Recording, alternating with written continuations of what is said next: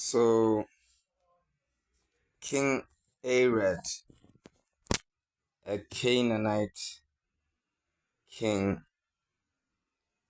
attacks Israel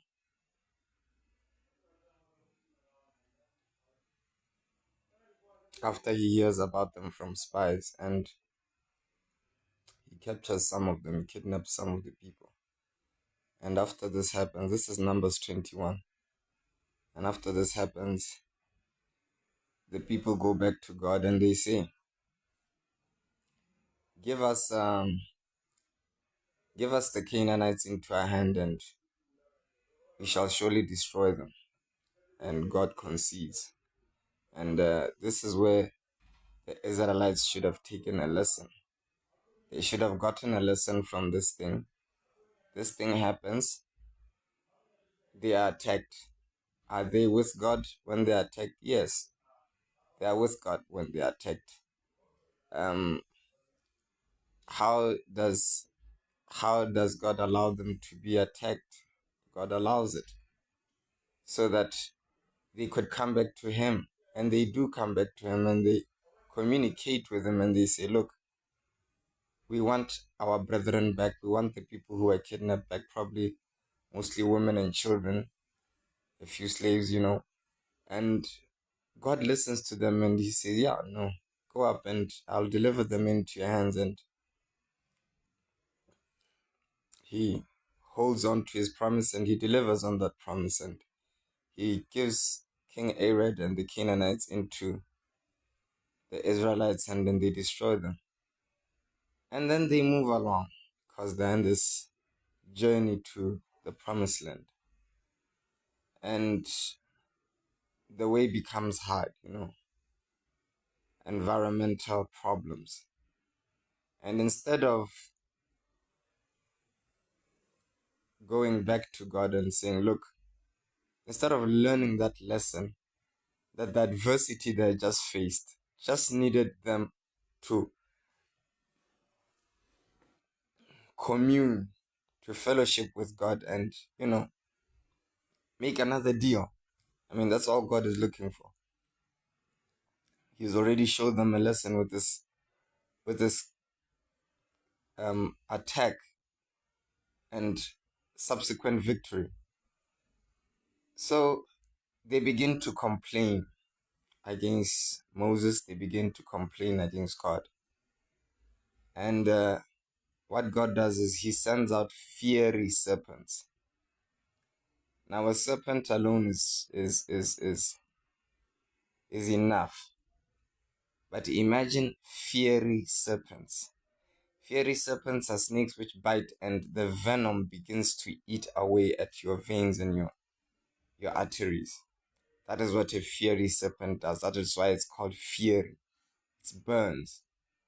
And these snakes begin to bite the people of Israel. And of course, some of them die. We're talking puff adders, we're talking black mambas, we're talking all in the snake, king cobras, all in the snake family, which are venomous and deadly so. And they bite the Israelites and they begin to die. And God says to Moses, "Make a brass serpent." And you can imagine how long it takes to put together to all the brass, to go and gather wood, dry wood. You have to gather it, chop it down, and you have to build the kiln. The kiln is the place where you heat the metal so that it can melt down. And then you have to make the cast where you will mold the shape of the serpent.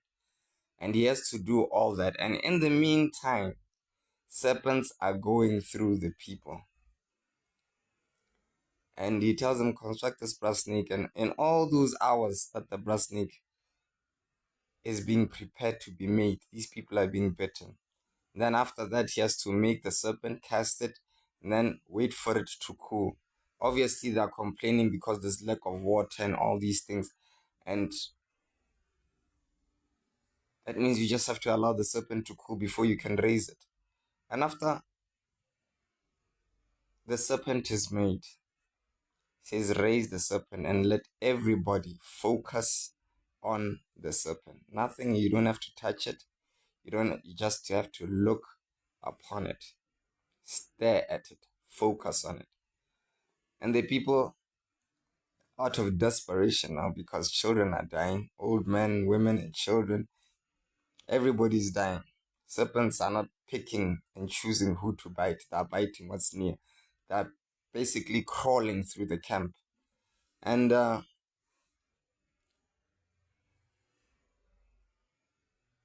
everybody now listens to God and they focus on the brass serpent. They focus on the brass serpent because they don't know anything else to do. And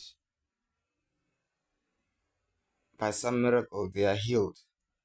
They become impervious to the fieriness, to the venom of the serpents. And after a while, the serpents clear out and things are back to normal. But the people had to confess first to Moses that we have sinned against you and against God by complaining against you continually and continuously, even after we have seen the miracles performed in Egypt, even after we have seen the signs and the wonders, the tower of flame, the pillar of cloud, the pillar of flame, even after we have heard the lightning and the thunder on Mount Sinai. They have all the evidences and the proofs they need to know that God is powerful. God is miraculously providing for them. They're eating manna in the desert, but here they are complaining again. So this is to tell me and you that regardless of how much energy heaven expends on our behalf, it is quite possible for you and I not to see it and to see only what is negative. Where am I going with this? I'm going to the end times because here we are in the end times. If you do not know that we are in the end times, well then welcome. I do this to say that we have something, some miracle of human ingenuity, so called, and this thing is called social media. And I'm trying to draw maybe a parallel between what this thing was created, in fact, what it does, and how it reflects on that ancient world. God never packages these stories, as most people believe, for the people back then. Even though, yes, it was literally for learning, these stories are truths, and truths are eternal. So, the parallel between what's happening now, where do I find similarities? Whatever you see on social media does one thing amazingly well. It draws attention on melodies. It draws attention on the fiery serpents in our lives. It draws attention on what God hasn't done for our lusts and desires. The things that we want for our own, to serve our own egos, to serve our own pride, and to serve the flesh. And we accuse God bitterly. And we forget that just to wake up is a blessing.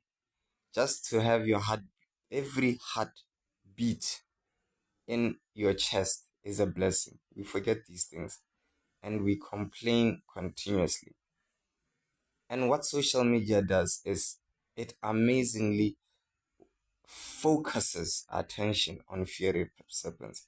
It magnifies the effects of the venom of fiery serpents. And what you focus on grows. This is why God